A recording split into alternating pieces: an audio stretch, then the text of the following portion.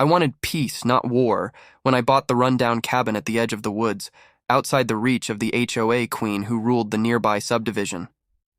But when Karen saw me renovating what she thought was her land, she snapped. Within days, she was screaming trespasser and dialing 911. The cabin sat crooked on a patch of wild earth where the asphalt ended and the forest began, a forgotten structure swallowed by pine and time. I bought it cheap, cash in hand, after months of hunting for someplace, any place, beyond the suffocating grip of homeowners' associations. The realtor told me, almost apologetically, that the property line ended 50 feet before the Maple Grove Estates subdivision began. That meant I was free. No monthly dues, no lawn inspections, no laminated rulebook dictating what color mailbox I could have. Freedom smelled like pine needles and old cedar, and I intended to breathe deep. My first few days were blissful. I ripped out rotten boards, patched the roof, and burned debris in a rusty fire barrel. Then came the sound I'd eventually learned to dread, heels clacking on gravel. She arrived like a storm in pearls. Perfect hair, clipboard in hand, lips pursed tight enough to strangle a word. "Excuse me," she said, voice sharp enough to slice bark. "You can't be here. This is private property, Maple Grove's buffer zone." I wiped sweat from my brow, leaned on my hammer, and pointed to the iron stake marker beside the drive. "That's the line. Everything on this side is mine." Her eyes narrowed, scanning the stake like she could will it to move. "That survey's wrong," she hissed. "Our HOA maintains this land," I laughed. "Then your HOA owes me rent." That did it. Her face turned crimson, hands shaking. She stormed back toward her Lexus, muttering something about trespassing and law enforcement. I thought she was bluffing. 2 hours later, a county cruiser rolled up. The deputy stepped out, polite but weary, the kind of man who'd seen this movie before. "Got a call about someone squatting in a restricted zone," he said. I showed him my deed, the coordinates, and the tax receipt still warm from the clerk's printer. He studied them, nodded once, and radioed in. "You're good," he said finally. "She's just sore you're outside the HOA." When he drove off, I figured that was the end of it. It wasn't even the beginning. The next morning, someone had moved the stake. Not by much, just a few inches, enough to make it look ambiguous. Then came the notes, folded and left under rocks at the edge of my property. HOA boundaries extend to the creek. Remove your trailer or face legal action. I ignored them, but they multiplied like mold. By week's end, Karen herself was back, this time with 2 men in matching polos and measuring tapes. They strutted across my drive, arguing loudly about easements and community upkeep. I started recording on my phone. "Step off my property," I said. One of them smirked. "This whole area belongs to Maple Grove." I pointed toward the trees. "Then tell your lawyer to prove it." That night, I double-checked my cameras. I had installed a small network of trail cams around the cabin, more for wildlife than protection, but they'd become my insurance policy. At 2:13 a.m., one captured a figure sneaking near my shed, flashlight in hand. The next morning, my chain-link gate was unlatched, footprints in the mud. I wasn't paranoid anymore. I was being watched. When I reviewed the footage, I froze the frame and zoomed in. Blonde hair, pearl earrings, Karen. By the second week, the situation had evolved from annoying to surreal. Every morning brought some new form of harassment. One day my mailbox was stuffed with HOA flyers, community standards reminder, unauthorized construction prohibited. The next, someone dumped a pile of dead branches across my driveway, blocking me in. I started keeping my phone in my pocket at all times, ready to film, because Karen was getting bolder. She wasn't just annoyed that I lived outside her HOA, she was furious that she couldn't control me. On a windy afternoon, as I was repairing the back porch railing, her Lexus appeared again, tires crunching over the gravel like teeth grinding. She stepped out in heels and sunglasses, clipboard in hand as always, trailed by a man with a GoPro strapped to his chest. "This is for documentation," she declared. "You are trespassing on HOA property. I'm giving you formal notice to vacate." I leaned against the railing and smirked. "Karen, the sheriff already confirmed this is my land." "Do you want me to call him again?" Her nostrils flared. "That deputy was mistaken," she said, her voice rising. "This land falls under Maple Grove's environmental buffer. You can't just claim it because you found an old deed." She motioned to her cameraman, instructing him to record my refusal to comply. I pulled out my own phone and hit record. "You're being filmed too," I said. "Say hi to the internet." The man hesitated, lowering his GoPro slightly, but Karen didn't stop.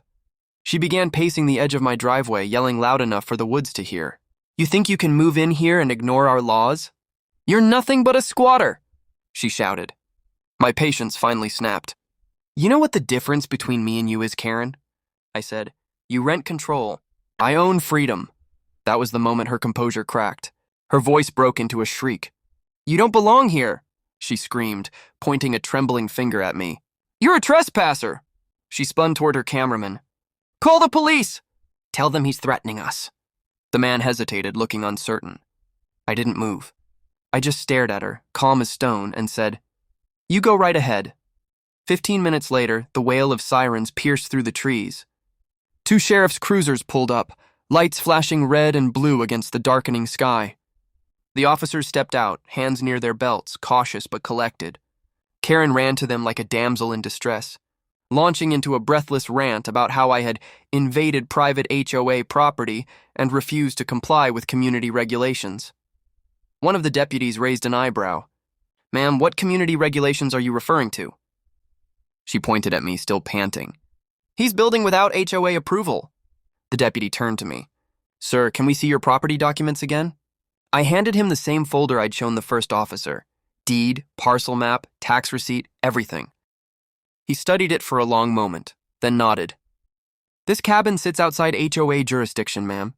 You've got no legal authority here." Karen's mouth opened and closed like a fish gasping for air. "That can't be right," she cried. "That land has always been part of Maple Grove. We maintain it." The deputy's tone hardened. "You maintain your subdivision, not this property. If you keep showing up here, you'll be trespassing." For a few seconds, the only sound was the wind through the pines. Then Karen's fury boiled over. She turned on me, face red, eyes wild. "You think you've won? You think you can come in here and destroy everything we've built? You'll regret this." The deputies exchanged looks. One of them quietly guided her back toward her car. "Ma'am, that's enough. Leave now." She tried to protest, but he cut her off. "Now." When they finally drove away, I stood in the silence, adrenaline still thrumming through my chest. The deputies apologized on her behalf, one muttering, "We've had complaints about her before." Then they left too, and I was alone again, with the woods, the wind, and the faint smell of exhaust fading down the road. That night, I poured myself a drink and reviewed the footage.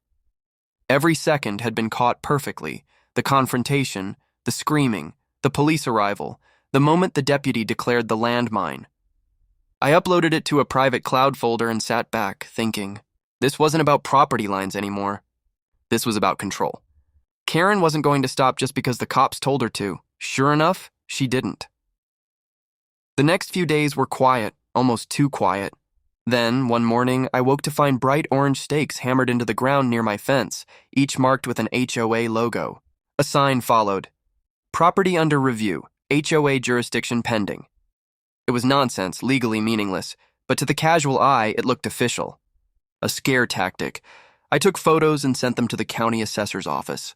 Within hours, I got a call back from a clerk named Donna, who sounded half amused, half disgusted. "Sir, those people have no claim. They know it too. We've had trouble with that HOA before, pushing their boundaries, literally." She promised to send a county inspector to verify the line. I thanked her, hung up, and glanced toward the road. I could almost feel Karen watching from somewhere behind her manicured hedges, waiting to see if I'd break. She didn't understand something fundamental. I'd bought this cabin to get away from people like her.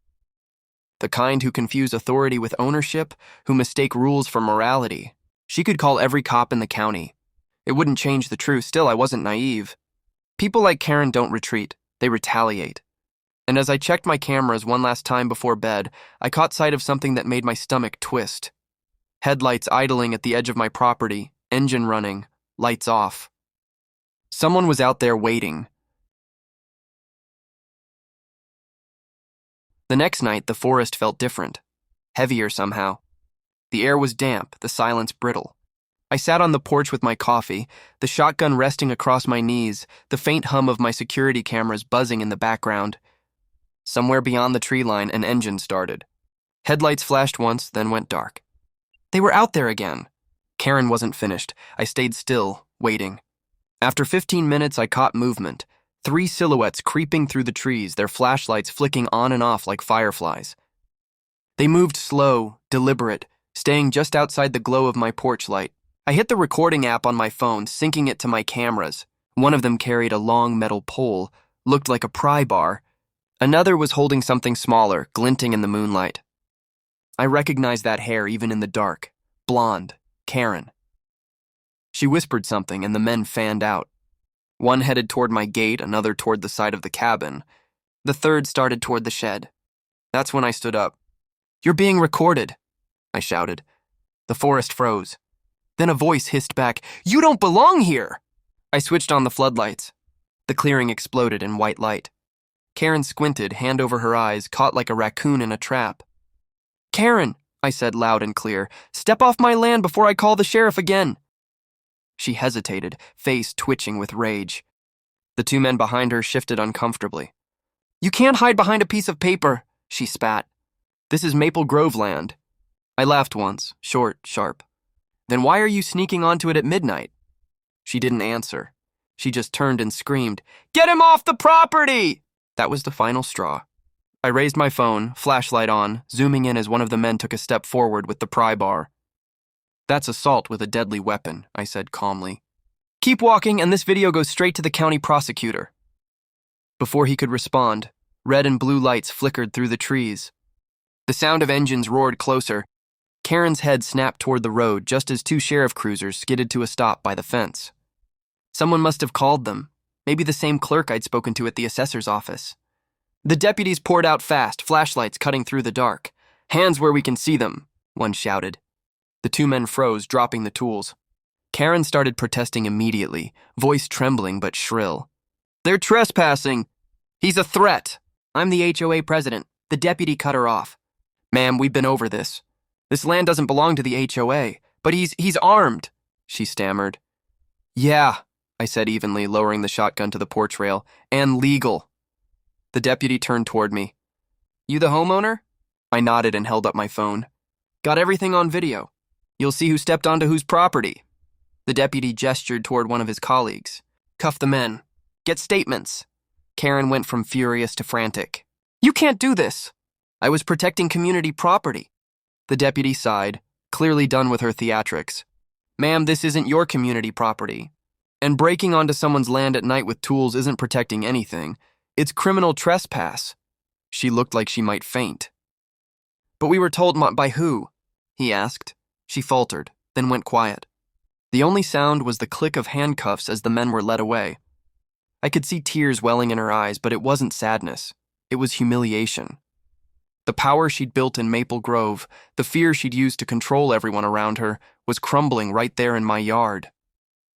The deputies stayed for an hour, taking statements and collecting footage. When they left, one of them turned to me and said quietly, "You did the right thing. She's been a problem for a while. Guess she finally pushed too far." By morning, the story was already circulating. Someone must have leaked the footage. Maybe the sheriff's office, maybe one of the arrested men's families. Either way, it spread fast. HOA president arrested for trespassing on neighbor's land. The comments poured in. Finally, someone stood up to her.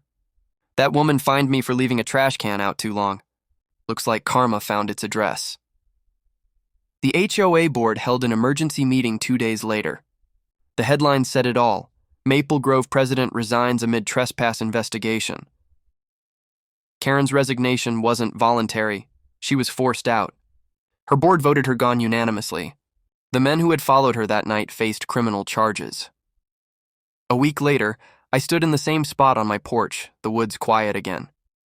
The county had verified my property line, iron stakes newly marked, visible and undeniable. They even installed a permanent boundary sign, "Private land, outside HOA jurisdiction." For the first time since I moved in, the silence felt peaceful again. Not like the calm before a storm, but the kind that comes after one. The cabin stood tall, its old wood glowing gold in the morning sun. I could still hear her voice in my head sometimes, shrill, desperate, clinging to control she never really had. "People like Karen don't understand boundaries. They mistake authority for ownership. And when they meet someone who won't bend, they break. Now, when the wind moves through the trees at night, I sometimes imagine her standing on the other side of that boundary, staring through the pines, seething that the world didn't bow to her rules. But it's just the wind. Karen's gone, her reign over Maple Grove finished, and my cabin finally feels like home again. Freedom isn't free, it's defended. And I defend this land, this peace, every single time.